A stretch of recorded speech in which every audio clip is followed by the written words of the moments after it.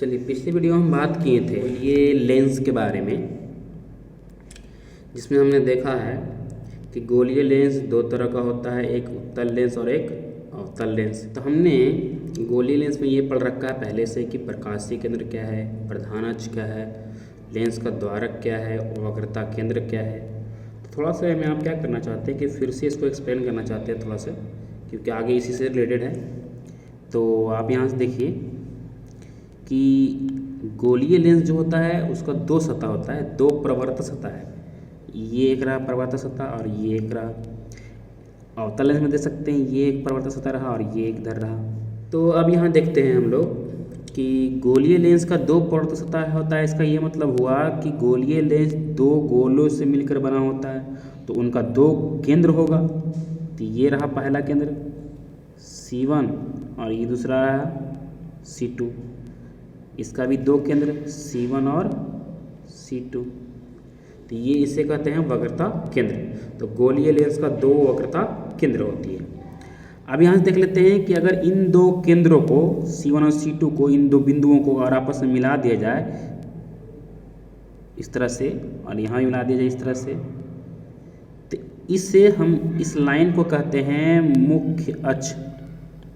इस लाइन को कहते हैं मुख्य अक्ष या फिर प्रधान अक्ष। मतलब ये हो जाएगा मुख्य अक्ष। इस तरह से गोलीय लेंस के अंदर, मतलब उत्तल लेंस और अवतल लेंस के अंदर एक पॉइंट होता है, वो भी प्रधान अक्ष पर एक बिंदु होता है। ऐसा देख पा रहे हैं, ये बिंदु होता है। ये बिंदु ऐसा है कि अगर इस पर कोई भी प्रकाश की किरणें, आपतित प्रकाश की किरणें अगर पड़ेगी, इस पर आएगी तो बिना मुड़े सीधी निकल जाएगी। जैसा कि ये बिना मुड़े सीधी निकल जाएगी इस तरह से, ये भी बिना मुड़े सीधी निकल जाएगी इस तरह से, जैसा कि आप देख पा रहे हैं। ये सिर्फ गोलीय लेंस में, लेकिन शर्त क्या है कि वो पतला लेंस होना चाहिए।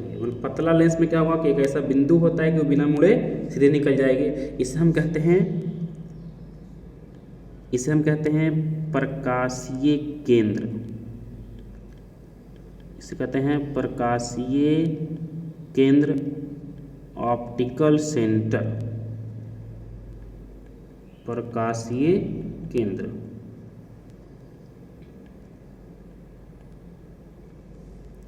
इस तरह से हम देख लेते हैं कि ये जो लेंस का विड्थ है, चौड़ाई है, उसे हम कहते हैं द्वारक। जैसा कि आप ये देख पा रहे हैं, ये जो चौड़ाई है इसे हम कहते हैं द्वारक। ये कितना चौड़ा है आप इसे भी देख सकते हैं, अवतल लेंस में देख सकते हैं ये कितना चौड़ा, इसे हम बोलते हैं द्वारक। ये हो जाएगा आपका द्वारक। तो ये कुछ यहाँ से इम्पोर्टेंट टर्म था। आगे यहाँ से कुछ और टर्म देख लेते हैं हम यहाँ से। जैसा कि आप देख पा रहे हैं कि ये है उत्तल लेंस और ये है अवतल लेंस। तो आपको पता होना चाहिए कि ये पॉइंट कहलाता है C1 और ये पॉइंट कहलाता है C2। यहाँ भी जो है ये C1 और ये C2। अगर इन दोनों लाइन को आपस में मिला दे तो ये हो जाएगा प्रधान अक्ष। मतलब इन दोनों अगर लाइन को मिला दे तो ये प्रधान अक्ष हो जाएगा। और इन बिंदुओं कहते हैं प्रकाशीय केंद्र और प्रकाशीय केंद्र। तो यहाँ से ये समझ लीजिए, यहाँ से इसका फोकस हो जाएगा F2 और इसका फोकस हो जाएगा ये F1। इधर हो जाएगा आपका F1 और ये हो जाएगा आपका F2। तो गोलीय लेंस में दो फोकस होता है, क्योंकि प्रकाश की किरणें इस डायरेक्शन से भी आपतित हो सकती है, तो फोकस एक इधर हो जाएगा F2, और इस डायरेक्शन में भी आपतित हो सकती है तो फोकस हो जाएगा इधर F1। अब अवतल लेंस में इस तरह से हो सकता है कि प्रकाश की किरणें इधर से आपतित होगी तो फोकस हो जाएगा F2, और अगर इधर से आपतित होगी तो फोकस हो जाएगा F1। लेकिन हम लोग जो यहाँ पर किरण आरेख बनाते हैं वो हमेशा गोलीय लेंस के बाईं ओर से बनाते हैं। मतलब इस डायरेक्शन हम लेते हैं, हमेशा इस डायरेक्शन लेते हैं। तो आपका जो रियल फोकस हो जाएगा ये F2 हो जाएगा उत्तल लेंस के लिए, और अवतल लेंस में हो जाएगा यहाँ पर F1, क्योंकि ये प्रकाश किरणें आपतित होने के बाद इस तरह से मुड़ जाती है और ऐसा लगता है कि ये फोकस पर इस तरह से गुजरती हुई मालूम पड़ती है। तो ये हो जाएगा F2 इसका वास्तविक और इधर हो जाएगा इसका F1। कुछ और टर्म देख लेते हैं यहाँ से कि आपको पता होना चाहिए कि प्रकाशीय केंद्र और फोकस के बीच की दूरी को फोकस दूरी है कहते हैं। तो F, तो इसको हम लेते हैं F1।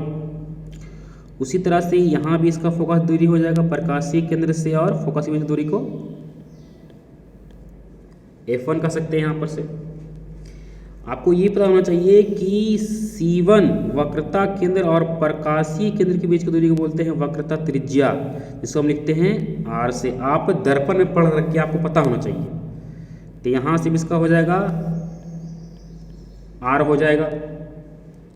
तो यहाँ से हम क्या कर सकते हैं कि आपको पता होना चाहिए कि जो R जो होता है बराबर वो 2F के बराबर होता है।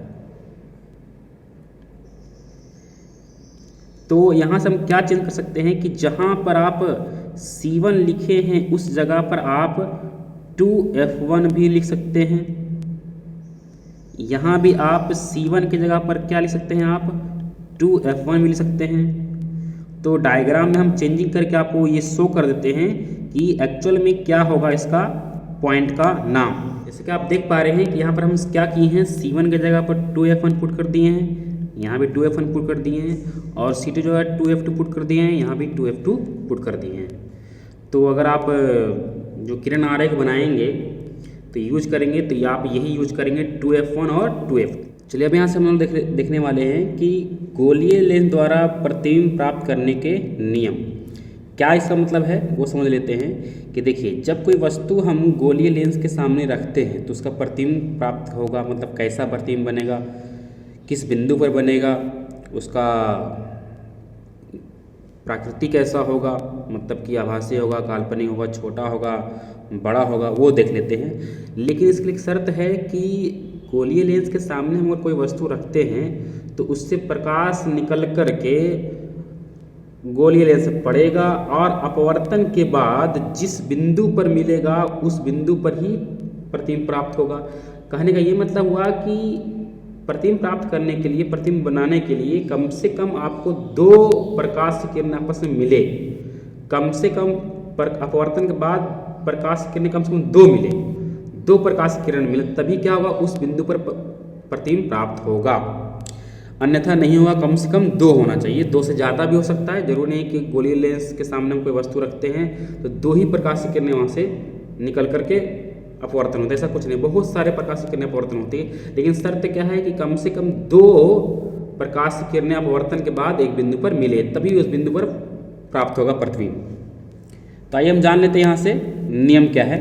तो पहला नियम है, पहला नियम कुछ इस तरह है कि गोलीय लेंस के प्रधान अक्ष के समांतर आपतित किरणें लेंस से अपवर्तन के बाद उसके फोकस से होकर गुजरती है मालूम प्रतीत होती है। मतलब यहाँ पर हम उत्तल लेंस अवतल लेंस दोनों केस के लिए देखेंगे कि अगर उत्तल लेंस और अवतल लेंस मतलब दोनों में प्रधान अक्ष के समांतर अगर कोई प्रकाश की किरणें आ रही हैं तो अपवर्तन के बाद फोकस से होकर गुजरेगी, मतलब गुजरेगी वास्तविक रूप से या फिर गुजरता हुआ प्रतीत होगी। तो आइए इसको हम डायग्राम से समझ लेते हैं। कि आप देख पा रहे हैं कि यहाँ पर उत्तल लेंस में और ये अवतल लेंस, आप देख पा रहे हैं कि जब ये समांतर आ रही है, प्रधान अक्ष के समांतर आ रही है प्रकाश किरणें, और अपवर्तन के बाद आप देख पा रहे हैं कि अपवर्तन के बाद यहाँ से इस तरह से और यहाँ से इस तरह से अपवर्तन के बाद किस बिंदु पर मिली है, फोकस से मिली। अवतल लेंस में भी आप देख पा रहे हैं कि ये प्रकाश किरणें सीधे आई है, समांतर आई है प्रधान अक्ष के, और अपवर्तन के बाद इस तरह से मुड़ गई है। लेकिन ऐसा लग रहा है कि ये फोकस से आ रही है, ऐसा प्रतीत हो रहा है कि ये फोकस से गुजर रही है। तो इसमें क्या वास्तविक रूप से मतलब फोकस पर आके मिली है और यहाँ से मिलता हुआ इस तरह से प्रतीत हो रहा है। चलिए अगला केस देख लेते हैं हम लोग। अगला रूल कुछ इस तरह से है 2 नंबर। तो रूल नंबर 2 आप यहाँ देख पा रहे हैं कि गोलीय लेंस में प्रकाशीय केंद्र से होकर गुजरने वाले आपतित किरणें लेंस से अपवर्तन के बाद बिना विचलित हुए, बिना मुड़े हुए सीधे निकल जाती है। मतलब कि अगर गोलीय लेंस मतलब उत्तल लेंस और अवतल लेंस, यहाँ दोनों के बारे में बात करें, जब भी अगर हम बात करें गोलीय लेंस, समझ लेना है कि आपको उत्तल लेंस और अवतल लेंस दोनों के बारे में बात किया जा रहा है। तो अगर प्रकाशीय केंद्र पर कोई प्रकाश की किरणें आपतित हो तो अपवर्तन के बाद बिना मुड़े, बिना विचलित हुए सीधे निकल जाएगी, जिसको हम डायग्राम समझ लेते हैं, क्योंकि तभी आप आसानी से किरणारेख बना सकते हैं। आगे जो वस्तु किस स्थान पर रखेंगे तो उसका प्रतिबिंब किस जगह पर बनेगा। तो डायग्राम से हम समझ लेते हैं। डायग्राम कुछ इस तरह से है कि आप देख पा रहे हैं डायग्राम में कि यहाँ से ये रहा आपका प्रकाशीय केंद्र और यहाँ रहा प्रकाशीय केंद्र।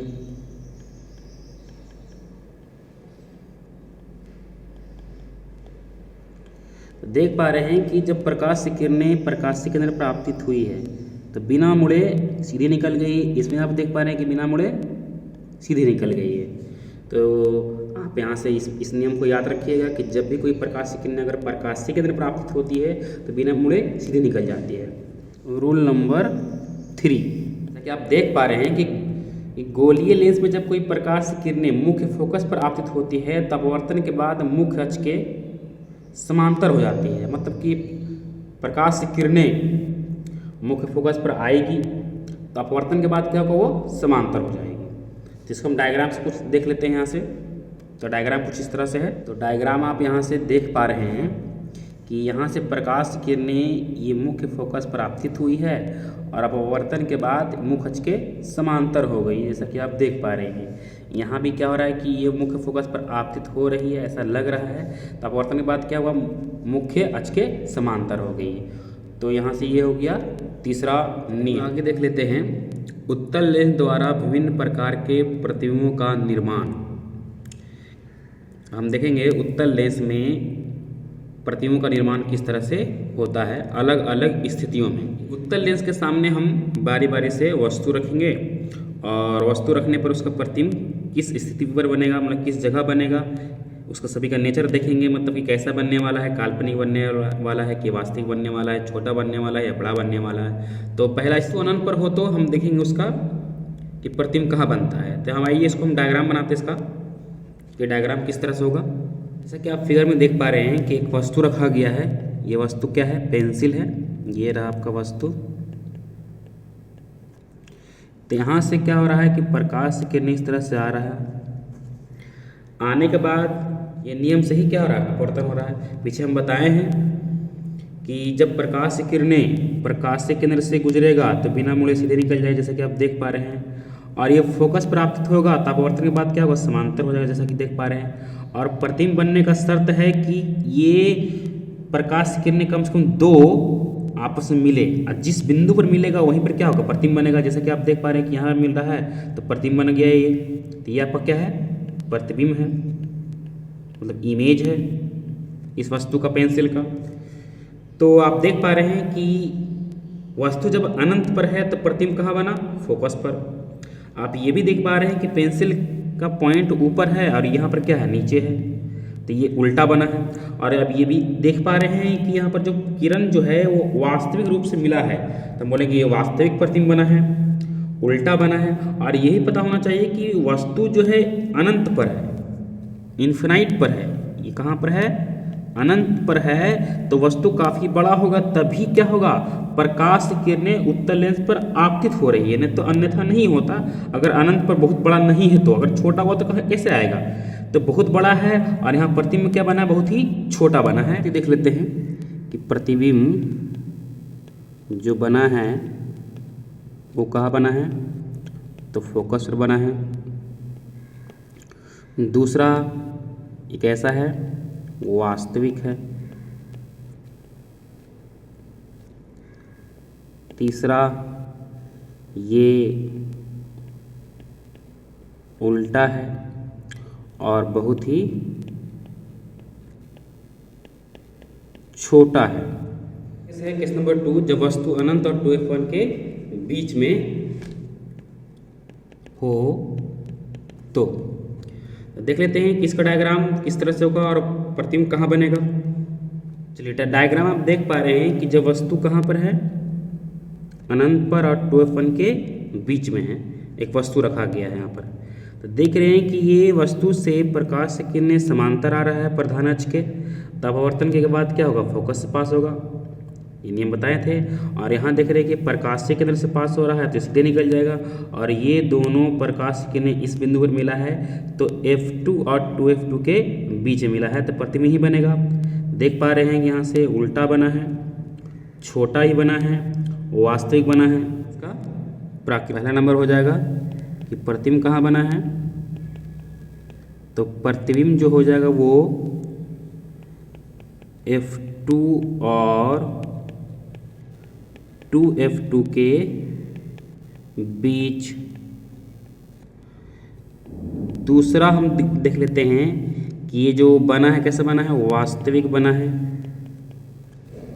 वास्तविक बना है। और तीसरा हम लोग देख लेते हैं कि ये उल्टा है और छोटा है, बहुत छोटा नहीं है। चलिए हम लोग देख लेते हैं केस नंबर 3, जब वस्तु कहाँ पर हो, 2F1 पर हो। तो जब वस्तु 2F1 पर हो तो हम उसका देख लेते हैं डायग्राम की प्रतिबिंब कहाँ बनेगा। आप देख पा रहे हैं यहाँ से कि यहाँ पर वस्तु क्या है, 2F1 पर है, और प्रतिबिंब क्या बना है, 2F2 पर बना है। यहाँ देख रहे हैं समांतर आ रही प्रकाश की किरणें अपवर्तन के बाद क्या होगा, फोकस से गुजरेगी, और ये प्रकाश के केंद्र से क्या होगा, बिना मुड़े सीधे निकल जाएगी, तो इस बिंदु पर मिल रही है। तो देख पा रहे हैं कि प्रतिबिंब फिर से उल्टा बना है, और यहाँ पर देख पा रहे हैं कि जिस आकार का, जिस साइज का ये है उसी आकार का ये है, मतलब कि क्या है, प्रतिबिंब का जो आकार है वो क्या बराबर है, छोटा या बड़ा नहीं है, उल्टा है, वास्तविक है। और कहाँ बना है, 2F2 बना है। जिसको लिख लेते हैं हम यहाँ से पहला नंबर, तो प्रतिबिंब जो हो जाएगा वो 2F2 पर बना है, और यहाँ से वास्तविक बना है। तीसरा हो जाएगा, अभी भी उल्टा बना है, लेकिन यहाँ एक समान का बना है, मतलब बराबर बना है। केस नंबर 4, जब वस्तु 2F1 और F1 के बीच में हो, तो जब वस्तु 2F1 और F1 के बीच में हो तो इसका प्रतिबिंब कहाँ बनेगा। आइए डायग्राम में देख लेते हैं यहाँ से। चलिए, जैसा कि आप डायग्राम में देख रहे हैं कि वस्तु कहाँ पर है, 2F1 और F1 के बीच में है वस्तु, और प्रतिबिंब कहाँ बना है, 2F2 और अनंत के बीच बना है। तो देख पा रहे हैं कि यहाँ से प्रकाश की किरणें समांतर गई है तो फोकस से ही पास होगा, और यहाँ देख पा रहे हैं कि प्रकाश के केंद्र से गई है तो बिना मुड़े सीधे निकल जाएगा। तो यहाँ मिल रहा है कहाँ पर, इस पॉइंट में मिल रहा है। तो जहाँ पर दो प्रकाश की किरणें आपस में मिलती है तो प्रतिबिंब वहीं पर बनता है। तो यहाँ प्रतिबिंब बना है 2F2 और अनंत के बीच में बना है, इसका स्थिति हो गया। और हम ये देख रहे हैं कि वस्तु जो है इस आकार का है, लेकिन प्रतिबिंब देख रहे हैं उससे बड़ा है, तो हम बोलेंगे कि ये बड़ा बना है, और अभी भी उल्टा बन रहा है और वास्तविक बन रहा है। तो इसको हम लिख लेते हैं यहाँ से पहला नंबर।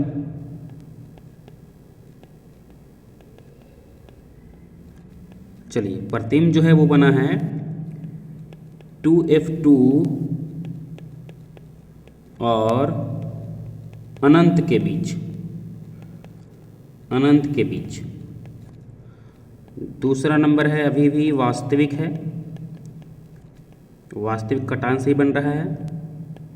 तीसरा उल्टा है, और यहाँ पर वस्तु क्या है, बड़ा है। केस नंबर 5,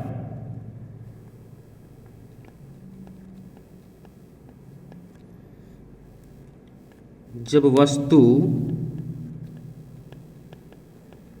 वस्तु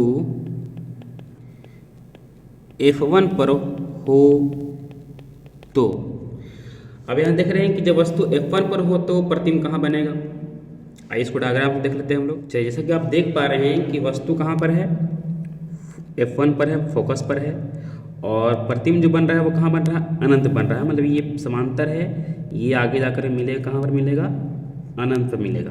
तो देख पा रहे हैं कि ये प्रकाश किरण फिर से समांतर है, तो अपवर्तन के बाद क्या होगा, फोकस से गुजरेगा और प्रकाश केंद्र से बिना मुड़े सीधे निकल जाएगा। तो यहाँ देख पा रहे हैं कि वस्तु F1 है तो प्रतिबिंब अनंत में बना है, अभी भी उल्टा ही बन रहा है, और अनंत में बन रहा है तो वस्तु काफ़ी बड़ा होगा और वास्तविक ही बनेगा। तो इसको लिख लेते हैं यहाँ से, प्रतिबिंब अनंत पर बना है, दूसरा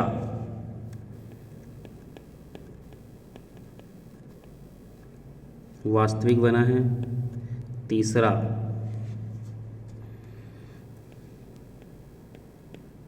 उल्टा बना है और बहुत बड़ा बना है, यहाँ से बहुत ही बड़ा बना है। चलिए लास्ट केस देख लेते हैं, केस नंबर 6। तो जब वस्तु F1 और प्रकाशीय केंद्र के बीच में हो तब हम देखते हैं इसका कि प्रतिबिंब कहाँ बनता है। तो इसका डायग्राम देख लेते हैं। चलिए यहाँ से आप डायग्राम देख पा रहे हैं कि वस्तु जो है वो F1 और प्रकाशीय केंद्र के बीच में है वस्तु, और प्रतिबिंब जो बन गया है वो वस्तु के जस्ट पीछे बन गया है। आप देख पा रहे हैं यहाँ से कि ये इस वस्तु से प्रकाश की किरणें इस तरह से गया है, समांतर गया है, तो अपवर्तन के बाद क्या होगा, फोकस से गुजरेगा, और ये प्रकाशीय केंद्र से पास हो रहा है तो सीधे निकल जाएगा। लेकिन आप इसको पीछे मिलाइएगा तो ऐसा लग रहा है कि ये सभी प्रकाश की किरणें इस बिंदु से आ रहा है और ये भी प्रकाश की किरणें इस बिंदु से आ रहा है। इसका प्रतिबिंब क्या बन जाएगा, यहाँ बन जाएगा। तो आप देख पा रहे हैं कि प्रतिबिंब वस्तु के पीछे बना है और काफ़ी बड़ा बना है, और ये काल्पनिक कटान से बना है, काल्पनिक बना है और सीधा बना है। तो मतलब कि उत्तल लेंस में सभी केसेस में, सभी स्थिति में क्या होता है कि प्रतिबिंब जो बनता है वो वास्तविक बनता है, लेकिन एक ऐसा स्थिति है कि इसमें काल्पनिक बनता है। तो वो स्थिति काफ़ी इंपॉर्टेंट है, तो वो याद रख लीजिएगा कि जब वस्तु F1 और प्रकाशीय केंद्र के बीच में हो तो प्रतिबिंब जो बनता है वो काल्पनिक बनता है, और इसमें काल्पनिक बनेगा जब तो सीधा बनेगा ही बनेगा। तो इसको हम लिख लेते हैं यहाँ, प्रतिबिंब वस्तु के पीछे, दूसरा अब यहाँ से आभासी हो गया है मतलब काल्पनिक हो गया है, तीसरा ये सीधा हो गया है, सीधा बना है और बड़ा बना है। चलिए यहाँ से हम लोग देख लेते हैं अवतल लेंस द्वारा विभिन्न प्रकार के प्रतिबिंबों का निर्माण। चलिए इसका पहला स्थिति हम लोग देख लेते हैं, केस नंबर 1। जब वस्तु अनंत पर हो तब, जब वस्तु अनंत पर होगा तब उसका प्रतिबिंब कहाँ बनेगा, कैसा बनेगा वो देख लेते हैं। तो इसका डायग्राम बनाते हैं। तो जैसा कि आप देख पा रहे हैं कि वस्तु अनंत पर रखा गया है तो प्रकाश की किरणें इस तरह से आ रही है, समांतर आ रही है, तो ये अपवर्तन हो गया इस तरह से। तो ऐसा लग रहा है कि ये प्रकाश की किरणें इस बिंदु से आ रही है, और यहाँ भी लग रहा है कि प्रकाश की किरणें इस बिंदु से आ रही है। तो क्या होगा, अनंत पर रहेगा तो वस्तु प्रतिबिंब कहाँ बनता हुआ ऐसा लग रहा है, F1 पर।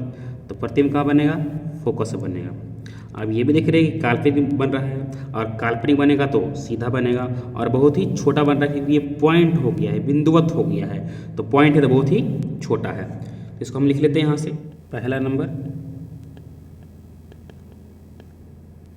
कि प्रतिबिंब जो हो जाएगा वो फोकस पर हो जाएगा F1 पर। दूसरा जो है वो यहाँ से आभासी है, काल्पनिक है, और आभासी होगा तो सीधा होगा और बहुत ही छोटा, बहुत छोटा। चलिए अगला केस कुछ इस तरह से है कि अब हम यहाँ पर वस्तु को जो रखेंगे प्रकाशीय केंद्र और अनंत के बीच में कहीं भी रखेंगे, क्योंकि ऐसा देखा गया है कि आप प्रकाशीय केंद्र और अनंत के बीच कहीं भी रखिएगा तो प्रतिबिंब जो बनने वाला है वो एक ही तरह का बनने वाला है, मतलब हमेशा एक ही स्थिति बनेगा, एक ही पोजीशन बनेगा। तो हम सीधा लिख देते हैं कि जब वस्तु अनंत और प्रकाशीय केंद्र के बीच में हो तब, जब वस्तु अनंत और प्रकाशीय केंद्र के बीच में हो तो। इसका हम लोग डायग्राम देख लेते हैं। चलिए हम यहाँ से देख लेते हैं कि हमने अभी फिलहाल रखा है अनंत और 2f1 के बीच में वस्तु हमें रखे हैं अनंत और 2f1 के बीच में रखे हैं वस्तु फिलहाल अभी। और देख रहे हैं कि प्रकाश की किरणें समांतर गई है तो ये मुड़ गई है यहाँ से, लेकिन ऐसा लग रहा है कि ये प्रकाश की किरणें इस बिंदु से आ रही है, फोकस से आ रही है, और ये प्रकाश के केंद्र से गई है तो सीधी निकल गई है। तो देख रहे हैं कि मिल रहा है इस पॉइंट पर, तो प्रतिबिंब इस पॉइंट बना है, मतलब F1 और प्रकाश के केंद्र के बीच में, मतलब कि अनंत और 2f1 के बीच में रखे हैं। तो प्रतिबिंब जो बना है F1 और प्रकाश केंद्र के बीच बना है, छोटा बना है, काल्पनिक बना है और सीधा बना है। अब क्या है कि आप किसी भी स्थिति में रख दें, आप 2f1 पर रख दें तो प्रतिबिंब ही बनने वाला है, आप 2f1 और f1 के बीच में रख ले वस्तु तो प्रतिबिंब ही बनने वाला है। अब f1 पर रख लीजिए तभी प्रतिबिंब यही बनने वाला है। आप किसी भी स्थिति में इस जगह पर कहीं भी रख दें अनंत और प्रकाश के केंद्र के बीच में तो प्रतिबिंब हमेशा यही बनने वाला है। जैसा कि हम अगले डायग्राम में भी देख सकते हैं यहाँ से, जैसा कि आप देख पा रहे हैं कि वस्तु हम क्या किए हैं F1 और प्रकाश के केंद्र के बीच में रख दिए। यहाँ पर आप देख पा रहे हैं कि ये है आपका वस्तु, प्रकाश की किरण इस तरह से गई है और इधर से मुड़ गई है और इधर से मुड़ गई है और प्रतिबिंब यहाँ बन गया है। आप देख पा रहे हैं ये प्रतिबिंब है आपका। तो देख रहे हैं कि वस्तु है F1 और प्रकाश के केंद्र के बीच में, ये रहा वस्तु, तो प्रतिबिंब ही बना है। तो हम पहले ही बोल दिए हैं कि किसी भी स्थिति में अगर आप वस्तु रखिए अनंत और प्रकाश के केंद्र के बीच में तो प्रतिबिंब जो बनने वाला है यही बनने वाला है। तो यहाँ से हम लिख देते हैं, यहाँ पहला नंबर प्रतिबिंब जो बनेगा वो F1 और